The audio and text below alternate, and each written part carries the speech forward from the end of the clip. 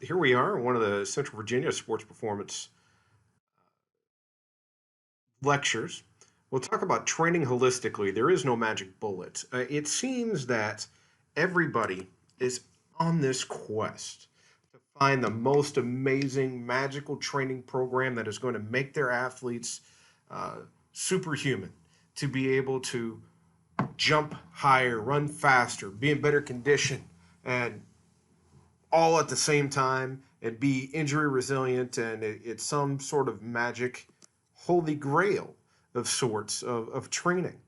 And let's just be completely clear that whenever we're looking for this holy grail, what some people think it is, the nice, clean, sexy, beautiful thing, is it really there? Is that it? Is it all the fancy gadgets and the bells and gizmos and everything and whistles that make everything look pretty?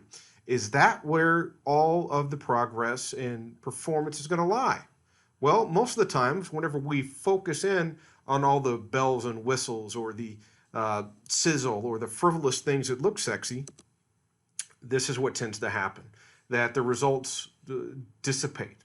And we've got to go back and realize that training to enhance performance and be injury resilient and everything, well, we've got all this technology to do things. We may need to make sure that the technology is only doing what it's supposed to be doing, that we're not trying to get other things to do it. But whenever we get down to performance enhancement,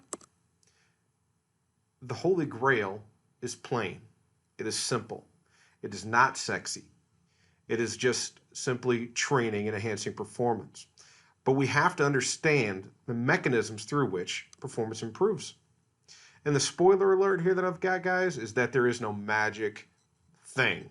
There's not one magic thing that is going to go out and cure the athletic performance conundrum that we've had forever. There is no magic bullet. So we need to have good BS detectors to make sure that we know whenever somebody is telling us the truth and whenever somebody is simply lying or giving us a load of bullshit. Now, how do we develop these good bullshit detectors? Well, we need to be able to determine the origination of all information, and we need to understand it well. So,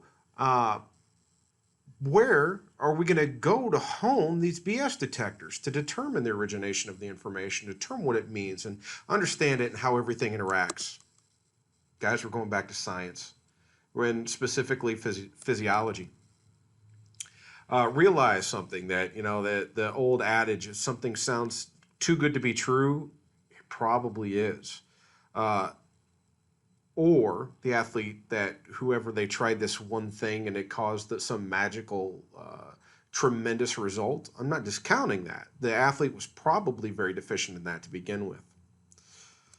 So training needs balance. Looking at a physiological perspective, okay, we've got to realize that we've got the series elastic component and its role in force production. I'm going to not talk about the parallel elastic component because I think there's so much that we still don't understand about it through the fascial networks and neural networkings within those. We're just, with the current tools that we have for physiology, we're just now starting to understand those. So we're going to look at it specifically from the series elastic component. There's really two on the cellular side of things, with myofibrillar adaptations and the sarcoplasmic reticulum, which is indirectly related, but it is causing the contraction to occur. And then two, with the neural side, we're going to be looking at Henneman-Sykes principle, and we're going to be looking at rate coding. Okay, so these four areas are the main physiological aspects that we have to understand with programming to enhance performance. Now, how do we develop the series elastic component? Well, the myofibril, right? So the myofibril is the muscle fiber in and of itself. That's all it means. Now, we've got two different things that we look at, and really we're looking at the myosin head and we're looking at the pennation angle now and the cross-sectional area.